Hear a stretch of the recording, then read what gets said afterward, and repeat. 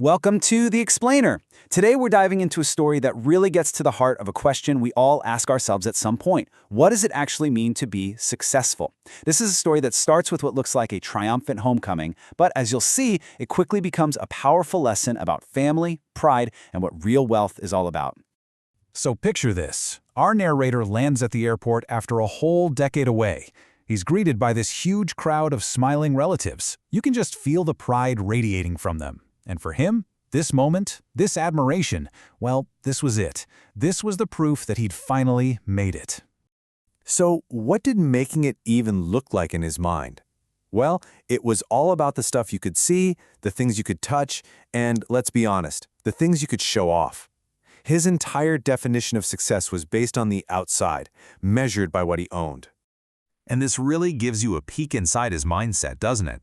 These achievements weren't just for him. Oh no, they were like trophies he wanted to put on display for everyone. The dollars from overseas, the big fancy house, that shiny new car, every single one was a performance, designed to win the approval of his family and prove just how far he'd come. So what's the best way to show off your trophies? You throw a huge party, of course. This wasn't just some casual family get-together, it was a spectacle. The whole point was to put his success up on a giant pedestal for everyone to see. All right, so the party's in full swing. The scene is set perfectly, a fancy hotel, sparkling lights. The room is just buzzing with music and laughter. I mean, on the surface, it looks like the ultimate celebration of success. But as the night goes on, he starts to get this nagging feeling. Something's not quite right. Someone very important isn't there. He's scanning the room, looking past all the people congratulating him, past all the flashing cameras. He's soaking in all the praise, but the one person he's actually looking for, she's nowhere to be found. His younger sister, Aisha, is missing. So he slips away from the party to give her a call. You can almost hear the confusion in his voice, maybe even a little bit of frustration. For him, her not being there isn't really a family issue, it's more like a social problem. Notice his first thought is about how it looks. Everyone is asking for you. And then, nothing. Just silence on the other end of the phone. It's one of those pauses that feels heavy, The kind of silence that tells you the perfect, shiny facade of the party is about to crack wide open. And her reply? Wow. It's just a gut punch. Through tears, she tells him she heard the party was only for special people, and she didn't feel like she was one of them. In that one heartbreaking sentence, the truth comes out. In the world of success her brother had built, she felt like she didn't belong. And right there, his world starts to fall apart. And just like that, all the glamour of the party just vanishes. The bright lights suddenly feel harsh. The laughter sounds empty. He leaves without saying a word to anyone, driving out into a night where a storm is starting to brew, kind of like the storm inside his own head.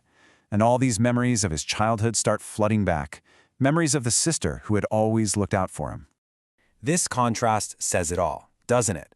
On one side, you have his carefully crafted world of success inside this fancy hotel. And on the other, you have his sister's reality, out on a dark, rainy street, a world of quiet struggle that he had been completely, utterly blind to. And then he sees it, a small, simple food stall on the side of the road. And there, working, serving food to laborers in the pouring rain, is his sister, Aisha. The shock must have been immense. This was the unspecial life she felt she had to hide from his big, glamorous show.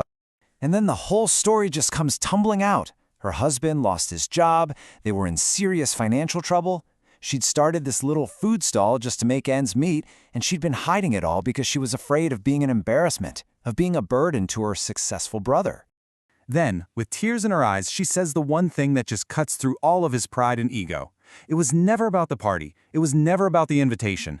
It was about connection. She just wanted to be seen by her brother. All she needed was his attention, his care. This absolutely crushing moment of shame, it becomes the turning point. He finally understands that his whole idea of wealth was completely empty. Real wealth isn't what you have in the bank. It's who you have in your life and how you show up for them. And he doesn't waste a second putting that new understanding into practice. Look at this. His change wasn't just some emotional thing. It was immediate, decisive action. First, boom, he gives his brother-in-law a job at his company. Next, he takes care of his niece and nephew's education, securing their future. And then, he plans a new get-together, not some big spectacle, but a real family gathering at his own home. And this time, he goes himself to bring his sister.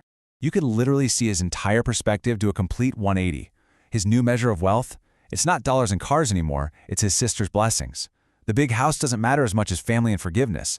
And that huge, expensive party? It's nothing compared to the simple act of respecting the people you love. And this brings us to the end of his journey. That second gathering, just a simple get-together in his own backyard, that's where the real celebration happens. At the end of this new, more intimate celebration, he stands up in front of everyone and just comes clean. He admits it. He says, sure, he came home with a bunch of money, but he only just found his real wealth today in the love and forgiveness of his sister.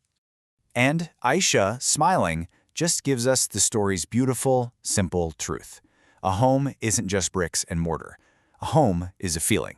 It's the place where the people inside are valued and respected more than anything else. So the story really leaves us with this powerful, simple idea. Having a lot of stuff might make you look big to the outside world, but it's the respect and care you have for your relationships. That's what makes a person truly wealthy, truly great. And that kind of leaves us with a question to mull over for all of us.